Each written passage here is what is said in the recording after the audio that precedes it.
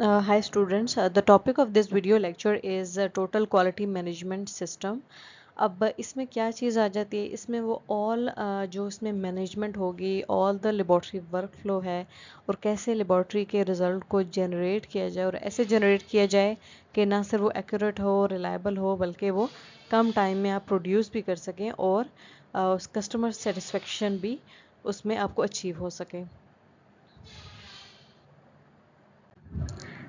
Total quality management system. Management in health labs ensure accurate, timely and reliable results. अब जो management होती है किसी भी लेबॉर्ट्री की वो बड़ी ज़रूरी होती है सो दैट कि आप accurate, timely and reliable result achieve कर सकें। अब उसके लिए जो टेक्निकल स्टाफ होता है वो तो सिर्फ अपना काम करेगा और रिज़ल्ट प्रोड्यूस कर देगा, बट जो प्री एनालिटिकल, पोस्ट एनालिटिकल और जो एनालिटिकल एक्टिविटीज़ होती हैं उसके अंदर किस तरह से जो मैनेजमेंट है वो अपना रोल प्ले कर सकती है और किस तरह से इंश्योर कर सकती है कि आप अपने जो अपना स्टाफ है उसको सपोर्ट प्रोवाइड करें, हर वो चीज़ प्रोवाइड करें जिससे वो एक्यूरेट लैब रिजल्ट्स जनरेट कर सकें।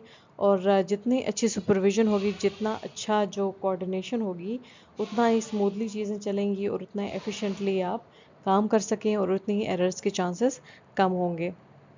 Technical staff perform the testing while managers provide the support system. Good coordination between both ensures the quality, efficiency and error-free operations. Total quality management system में तीन चीज़ें आ जाती हैं। सो सबसे जो ब्रॉड टर्म आ जाती है that is quality management system. So जो मैनेजमेंट सिस्टम है वो एक बहुत अच्छा होना चाहिए और उसके अंदर जितने भी जो वो चीज़ें इंपॉर्टेंट हैं वो हम आगे चल के देखेंगे।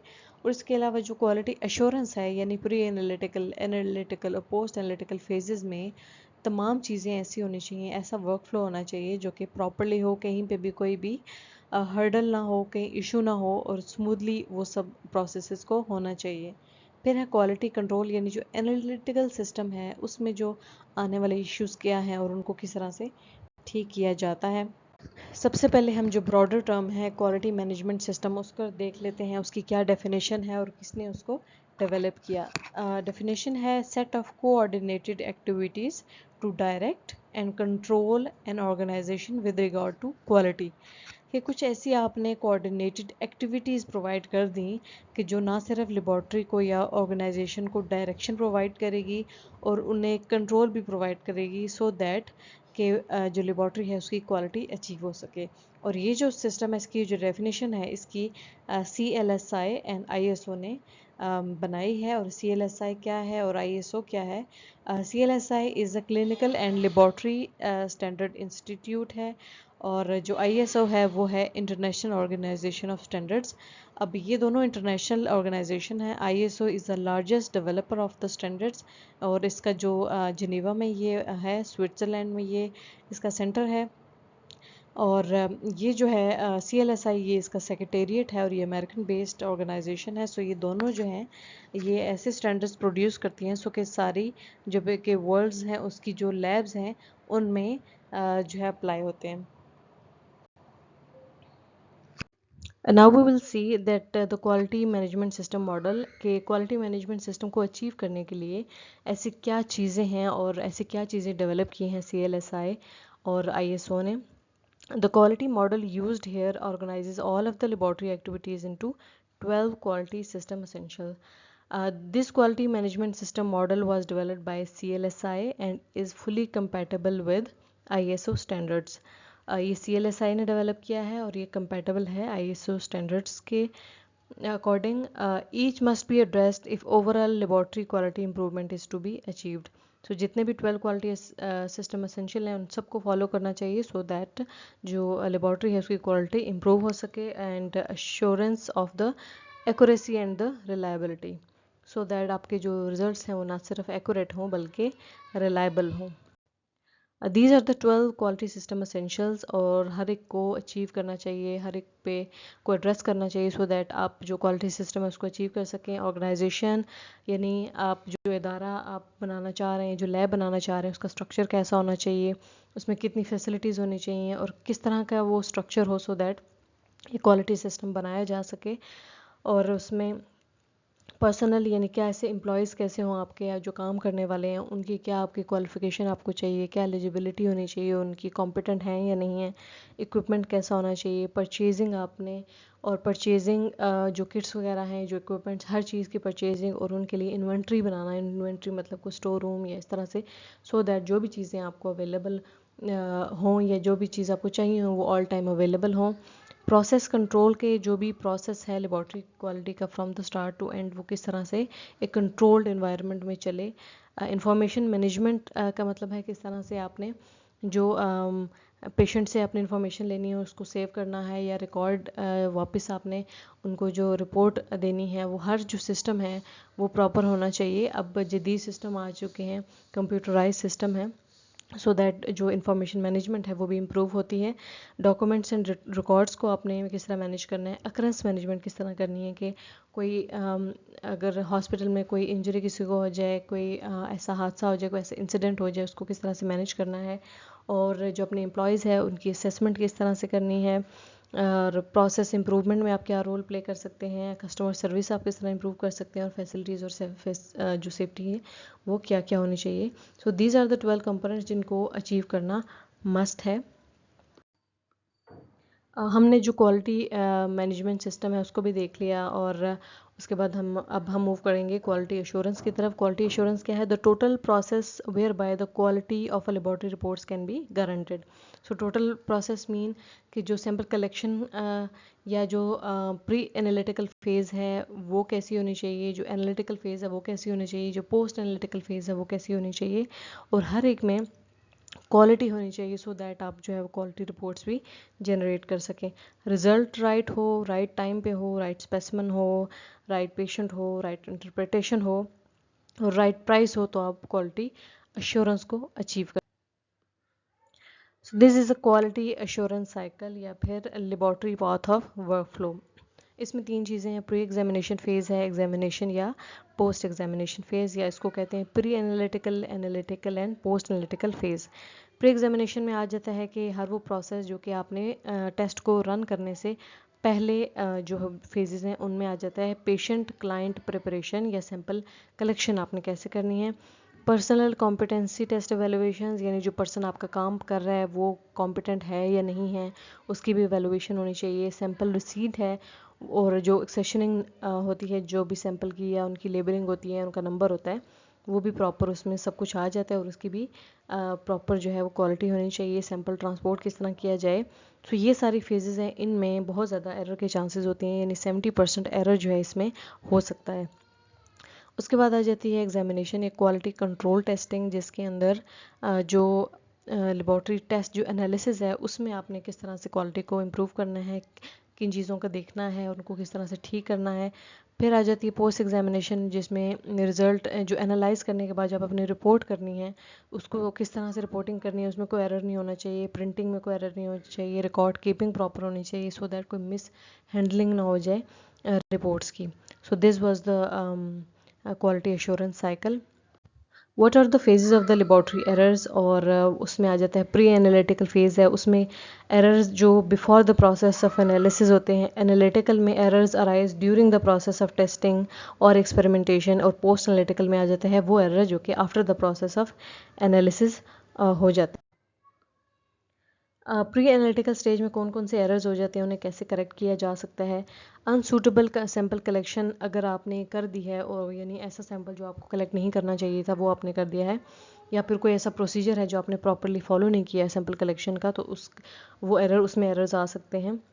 तो प्रॉपर सैंपल कलेक्शन मेथड्स आपने यूज़ करने हैं, प्रॉपर एसओपी को फॉलो करना है कि what are the SOPs of the sample collection.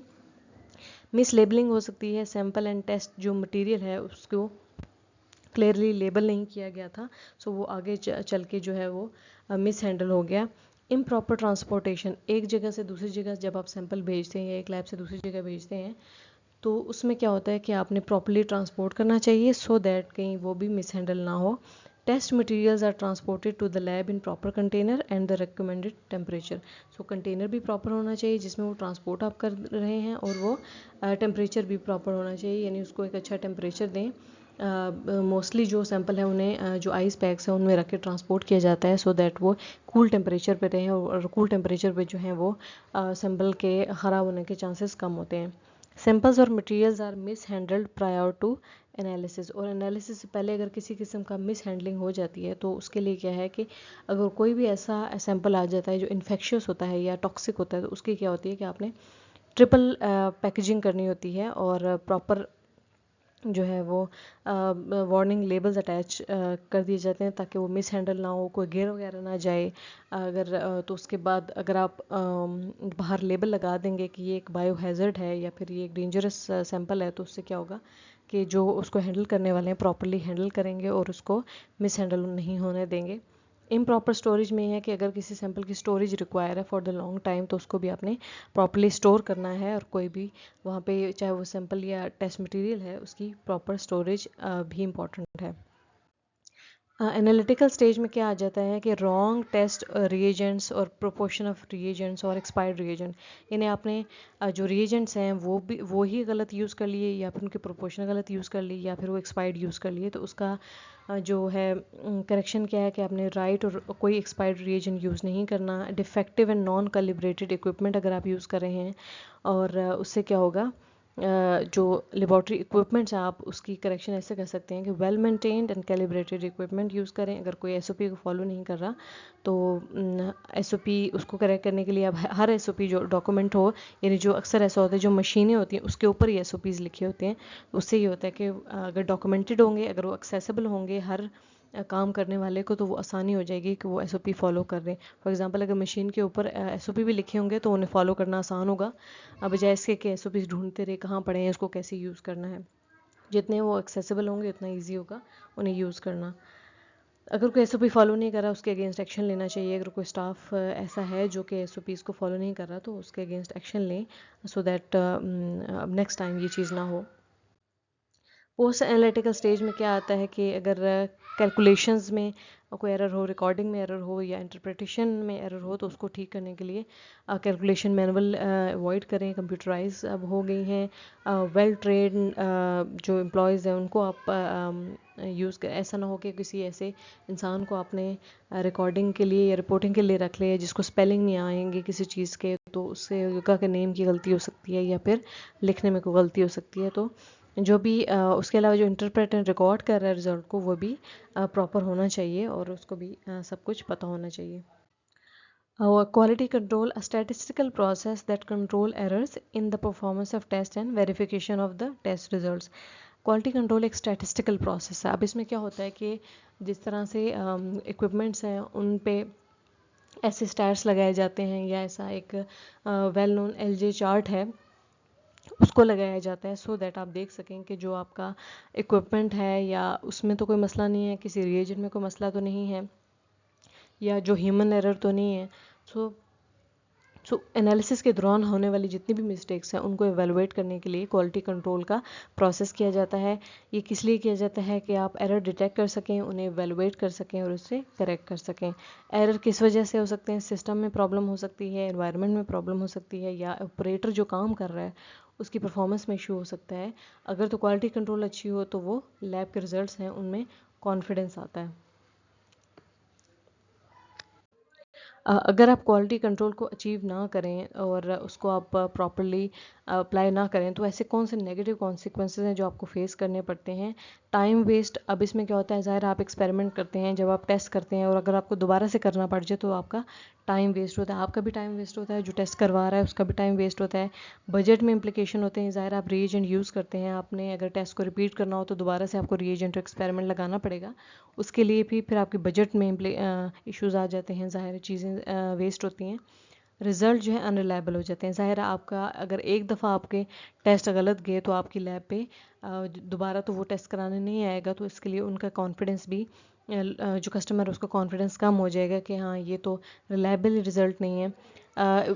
ये ना सिर्फ लैब की इंटेग्रिटी को अफेक्ट करेगा, बट आगे चल के जो सर्टिफिकेशन या एक्रेडिशन मिलती है जो इंटरनेशनल इदारों से, आईएसओ हो गया या फिर नेशनल इदारों से जीसीआई वगैरह होगी, सो ये ऐसे इदारे हैं जो फंडिंग भी प्रोवाइड करते हैं और सर्टिफिकेशन एक्रेडिशन भी प्रोवाइड करते हैं। अगर लैब की इंटेग्रिटी ठीक नहीं होगी तो फिर उससे क्या होगा, फिर वो उन्हें आगे भी प्रॉब्लम्स फेस करनी पड़ेंगी। कस्टमर लॉयल्टी भी जो है और सेटिस्फेक्शन भी, वो भी उसका भी लॉस हो जाता है। और उसके अलावा डायग्नोसिस में डिले हो जाता है कि ज़ाहिर है अगर आप एक दफ़ा टेस्ट गलत रिपोर्ट करेंगे या कोई इशू आएगा तो फिर जो है पेशेंट जो है उसको डायग्नोसिस भी डिले होगा और सम टाइम उन्हें अननेसेसरी ट्रीटमेंट से भी गुजरना पड़ेगा।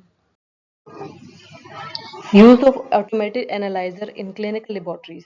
आजकल ऑटोमेटेड एनालाइजर्स का दौर है और वही यूज़ होते हैं। उससे क्या होता है कि जो ह्यूमन इन्वॉल्वमेंट है वो कम हो जाती है, इसलिए ह्यूमन एरर भी कम आता है। The reason is that they are more reliable and can process more sample at a time and are time saving and cost saving in the long run.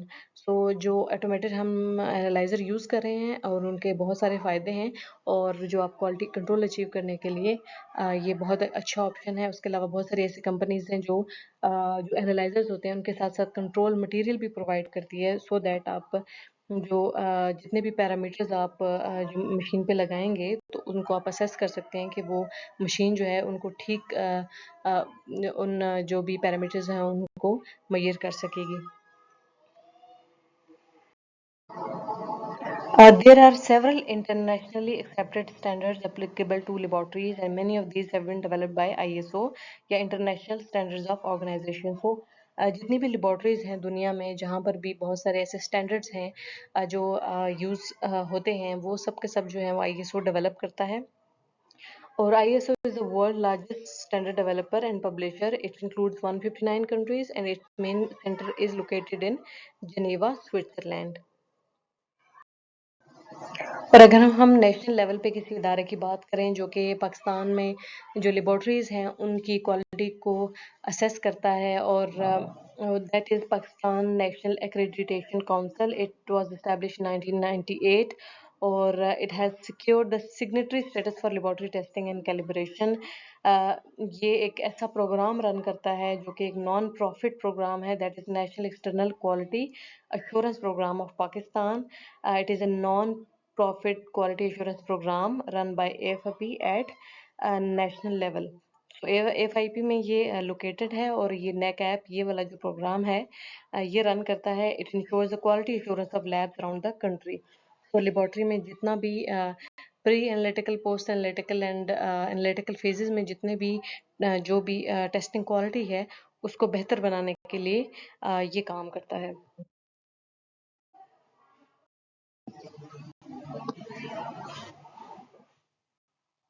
Thanks for listening.